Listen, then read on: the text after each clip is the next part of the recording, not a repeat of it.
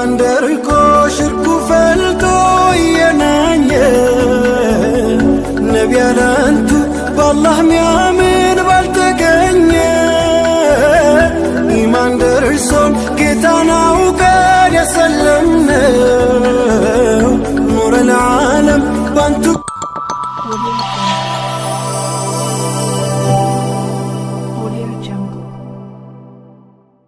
Ashama jira jirtu hordoftoota YouTube channel Abu Hanifa arrammoo sagantaa adda ta'e qabadhee isinii dhiyaadhetan jira. Egaan sagantaa keenya arra keessummaa adda ta'e keessummaa isin jaallattanu keessummaa beekamtu tokko qabadheetiin dhufe. Keessummaan keenya as nu wajjin toora irratti argamteeti jirti.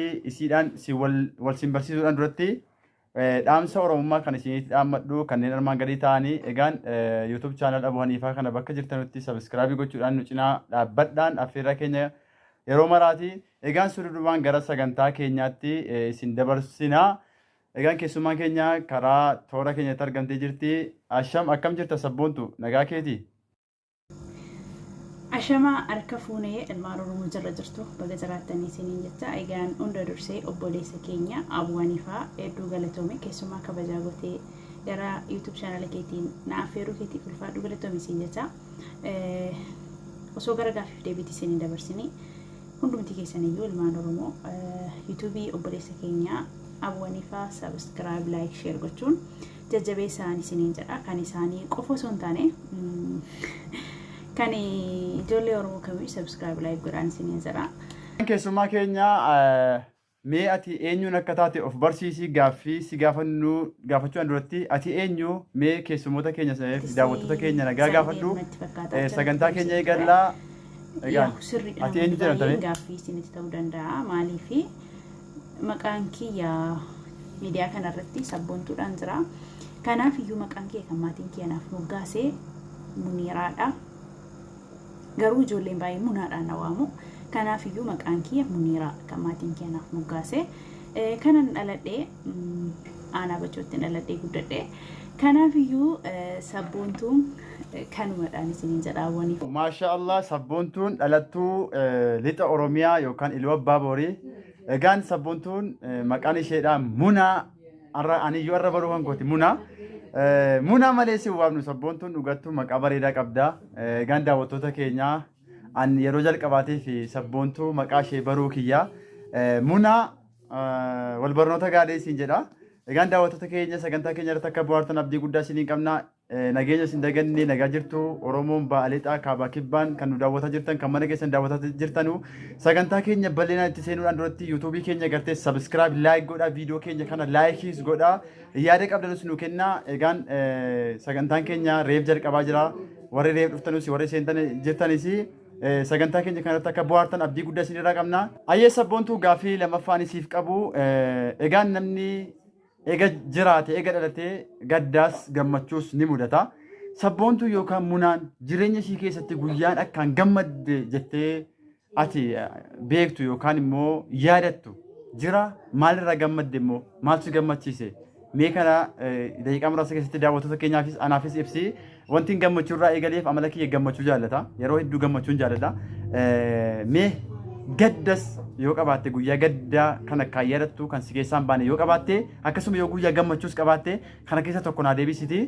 Gara gaaffii sadaffaatti si deebisee daawwattoonni keenya akka muufannetti akka bashannanitti turtii waliin goonaa. Egaan daawwattoota keenyaas Munaa wajjin qophii bareedaa qopheeffannee jirra. Isin wajjin bu'aan nu faana bu'aan nu hordofaadha. Mee itti fufi Munaa guyyaan itti gammaddeetta yookaan immoo gaddiseetta jettee yaadattu guyyaa kami?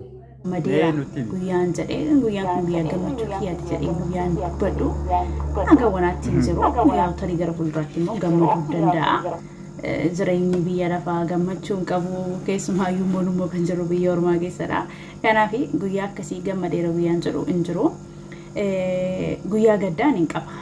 Guyyaa an hedduu gaddee gara fuulduraatti illee gadda akkasiin hin gadda jedhee kan hin yaadne yookiin gara gadda dabarse keessatti gaddi akka ulfaatus jira jedhee kan hin yaadne.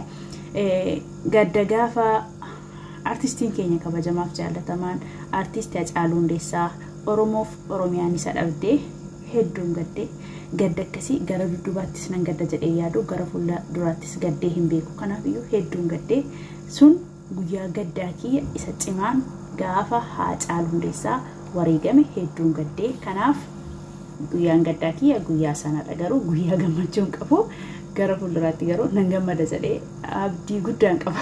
Egaan dhugumatti guyyaan Juun 29 ji'a ja'affaa 2020 nuufuyyuu guyyaa gaddaati guyyaa hunda keenya guyyaa gaddaati guyyaa nuti akkaan seenaa keessatti yaadannudha. Guyyaan gartee Juun 29 ja'affaa 2020 fi Juun 30 jaja 2020 eenyuun dagatu sabboontuun mee gaaffii sadaffaatti si dabarsina. Sabboontuu gaaffii sadaffaan kan isiif dhiyeessu isin shamarran kun jechuudha. Uummatni shamaraa dubartoota haadholiin keenya hundi keessan iyyuu yaada bifaan tokko ta'uu baattanuu yaada tokko irratti immoo tokko taatu hundi keessan iyyuu baay'een keessan bifni keessan garaagara ta'us immoo wanta akka irratti waan tokko isin godhutu jira. Inni isin tokko irratti taatanu maali iccitiin gartee isin masaanuu jibbitanuuf masaanuu jibbitanii hundi keessan gaafa waa'ee masaanuu dubbatanu mana keessaa baatanii fiigdanii jechuudha. Kaan ituun heerumii masaanuu jibbitanii heerumtanii masaanuu jibbitanii iccitiin kun dubartoota gidduutti kan uumameef maanni ati maal irraa beektaman kanarraa mee daawwattoota keenyaaf ibsi anis baruun barbaada. Gaaffii sadaffaan isin warri shamarranii abbaa manaa keessan yookiin abbaa warraa keessan akkasin irratti fuudhu maaliif masaanuu jibbituu jedha. Ani gaaffii kana shamarran bakka bu'ee deebisuu hin danda'u ta'e shamarran abbaan mana zaraa akka fuudhanu hayyamamaa ta'an zaraachuu danda'u. Ani garuu akka kiyyatti hayyamamtuu miti abbaan manaan kiyya akkana irratti fuudhu hin hayyamu. Tarii miidiyaa kana irratti illee shamarran baay'een gaafa jarri masaanuu waa'ee isee dubbatan yookiin masaanuu jibbanuu nan argaa. Wanti ani masaanuu jibbuuf yan akka kiyyatti abbaa warraa kiyya eegan abbaa warraa kiyya jedheeti ana qofa wajjin akka inni jiraatu barbaada. Eegan abbaa warraa kiyya isaan jedhee bara jireenya kiyya keessatti eegan jiraadhetti eegan waliin jiraannutti guyyaa tokko akka inni irraa adda bahee bulu hin barbaadu. Aangooftaa kuma akkana goote.